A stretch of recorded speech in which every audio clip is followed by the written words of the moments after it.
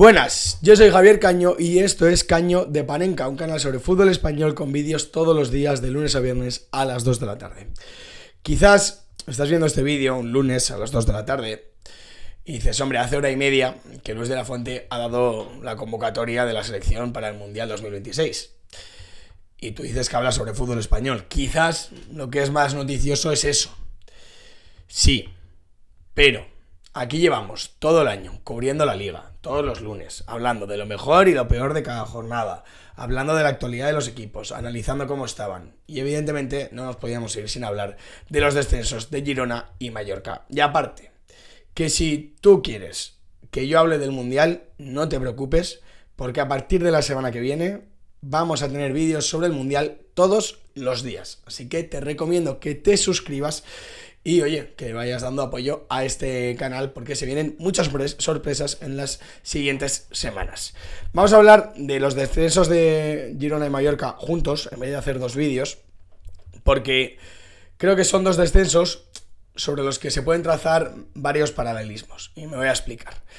Creo que son dos descensos que no se veían venir.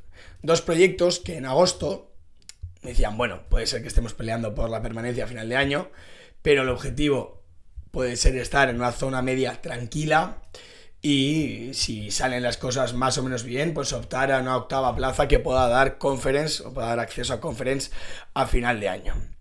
Evidentemente nada más lejos de la realidad de lo que ha pasado porque han descendido ambos.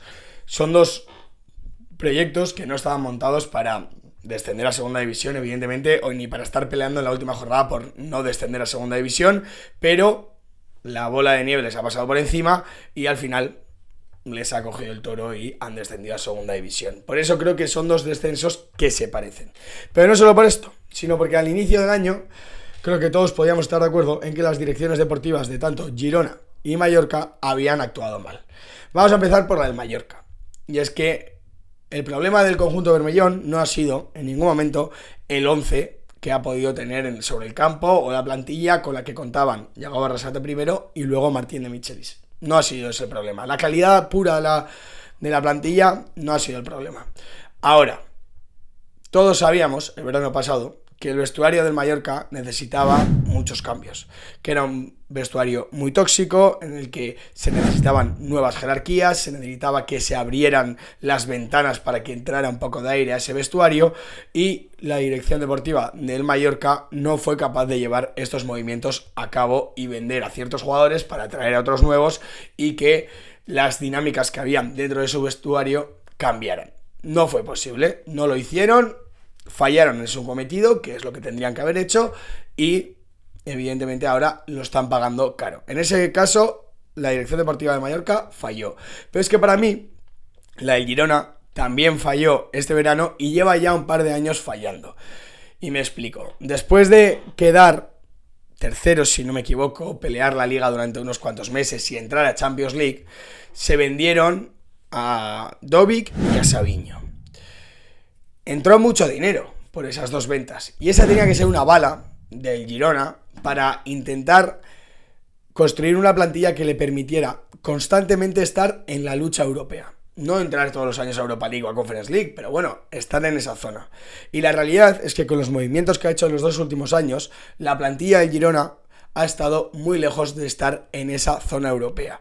Que este año, si las cosas hubiesen salido bien y todos los jugadores hubiesen rendido a su mejor nivel, no hubiese habido lesiones, ¿podría haber estado en esa pelea europea? Sí, perfectamente.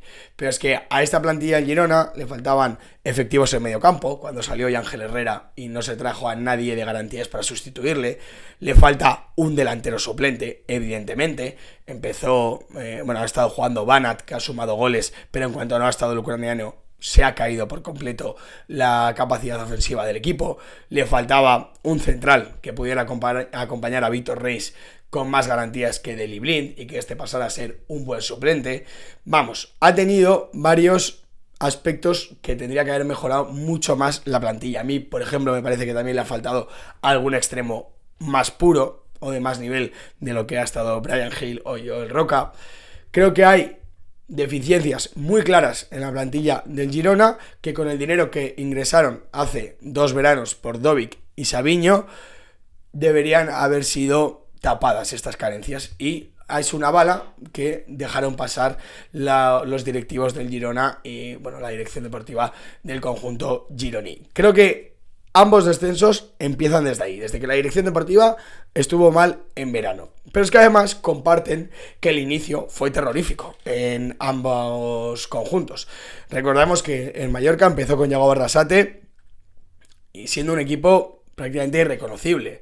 Ya venía de muchos partidos perdidos el año pasado en la segunda vuelta, pero llegó Barrasate y hicieron un inicio de liga muy malo. Era un equipo irreconocible, que tú veías al Mallorca y eras incapaz de decir a lo que está jugando, cuál era la identidad de aquel Mallorca de Yago Barrasate. Y a nivel numérico, el desastre iba de la mano, porque no fue hasta la jornada 9 que el Mallorca salió por primera vez de la zona de descenso. Pero todavía más grave es con el Girona, que empezó el año fatal, que era un equipo anticompetitivo. Todos recordamos ese partido en el campo del Villarreal, en el que no salió prácticamente al campo el Girona. Compitieron muy muy mal. Iniciaron la campaña de manera terrorífica, ahora les ha pasado factura y no fue hasta la jornada 18 que el Girona salió del descenso. Ambos comparten que la dirección deportiva estuvo mal y que el inicio de temporada fue muy, muy, muy duro. Pero también comparten, ya digo que son dos descensos que pueden ir un poco de la mano, comparten que hubo reacción. En el Girona fue con Mitchell en el banquillo. No hizo falta un cambio de entrenador. Pasó a ser un equipo más pragmático, arriesgando menos con balón, que fallaba menos atrás, que daba menos facilidades a los rivales y con el talento que tenía arriba le sobraba y le bastaba para ganar partidos. Con los Unagi, Banat, que dentro del área es un buen delantero, con Joel Roca, con varios jugadores en la línea de tres cuartos que, perdón por la voz, pero varios entrenadores en la línea de tres cuartos que son de buen nivel. Con eso le bastaba. Y de hecho salió del descenso y se convirtió en un equipo no brillante, no sobresaliente, pero bueno, sólido y denotable. En el Mallorca, en cambio, el cambio y la evolución vino con Martín de Michelis en el banquillo. El equipo se transformó. Pasó a jugar con ese rombo en el medio del campo, con un Pablo Torre mucho más protagonista, con Darder siendo también un mucho mejor jugador, con Omar Mascarell, con Samu Costa volviendo a subir su nivel, con esa doble punta, y era un equipo reconocible, que ha jugado a un fútbol, además de bonito, que tú decías, bueno, tiene una identidad que se le ve clara, que es que quiere tener el balón, quiere ser protagonista, cosa que con Yago Barrasate no tenía. Y además ha sido un fútbol efectivo, que me dirás tú que estás viendo este vídeo, pero ¿cómo ha sido efectivo si ha descendido? Bueno, en la etapa de Martín de Michelis ha hecho una media de puntos como para salvarse, si hubiese estado 38 jornadas. Por lo tanto, este dato quiere decir que efectivamente pues estuvieron bien durante han estado bien durante estas últimas jornadas o estos últimos meses en los que ha estado Martín de Michelis. Ya hemos hablado de dirección deportiva, un mal inicio y una reacción que hubo en los dos equipos. Pero cuando ha llegado el final de la temporada y todos los equipos de abajo, vamos a hablar de Valencia, Levante, Sevilla, Elche, incluso el Oviedo reaccionó en algunos momentos. Cuando todos estos equipos han reaccionado y se han puesto a sumar muchos puntos, Girona y Mallorca se han caído por completo. Tengo aquí apuntados los datos, por eso os los voy a dar rápido, pero mirando aquí un poco al lado. El Girona ha hecho una victoria en las últimas 9 jornadas. Recordamos que en la jornada 30 el Girona tenía 37 puntos y ha descendido con 41. Teniendo 37 puntos en la jornada 30, el Girona tendría que haber peleado por meterse en Conference League. Ha hecho un final de temporada muy malo, que se ha caído por todos lados, perdiendo duelos directos. Y es que con un poquito más en este final de temporada ya le hubiese valido. Yo creo que esa baja de Banat, de hecho, le ha hecho mucho daño en este último tramo de la temporada. Pero el Mallorca ha hecho 8 de los 21 últimos puntos, que no son datos tan malos, tan malos, pero ha perdido 2 enfrentamientos directos ante Alavés y Levante, que sabemos que en las últimas jornadas, cuando hay un enfrentamiento directo y fallas, estás condenado a descender, siempre que te estés jugando evidentemente la permanencia. que al final, con un empate en uno de esos 2 días, que el día del Alavés se pone por delante y estaba jugando bien, ya le hubiese valido para salvarse, para que veamos la importancia que tienen, evidentemente, esos resultados o esos enfrentamientos directos entre equipos que se están jugando la permanencia. ¿Ahora qué para estos equipos? Porque ya hemos visto un poco el proceso por el que ha acabado de descender.